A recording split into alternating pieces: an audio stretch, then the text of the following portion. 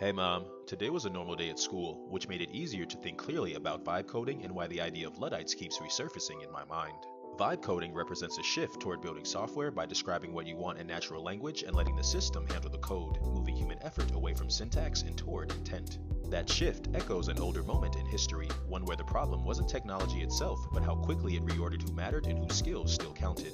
The Luddites emerged in early 19th century England during the Industrial Revolution. They weren't uneducated laborers blindly smashing machines, as they're often portrayed. They were skilled textile workers, many of them highly trained artisans who had spent years mastering their craft. Their livelihoods depended on that expertise. When mechanized looms and factory systems were introduced, it wasn't just efficiency that changed.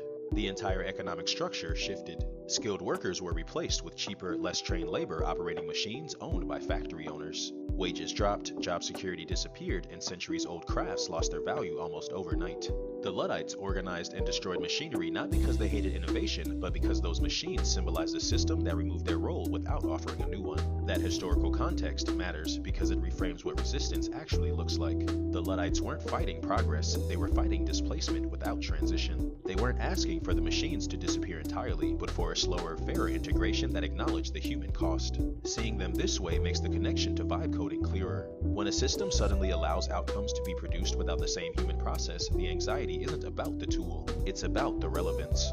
That thought was especially relevant at school. School, like work, is less about output and more about structure. There's a schedule, expectations, and a clear relationship between effort and progress. Students learn early that participation places them within a system that recognizes their contribution. If AI, vibe coding, and similar shifts reduce the need for human labor in meaningful ways, the first thing that erodes isn't income, but that structure. The Luddites understood this intuitively. Losing work meant losing rhythm, identity, and standing within society. Watching students move through routines made it obvious how destabilizing it would be to remove that organizing force without replacing it with something equally solid. This also clarifies why backlash is a predictable response. The Luddites weren't ignorant of the machines.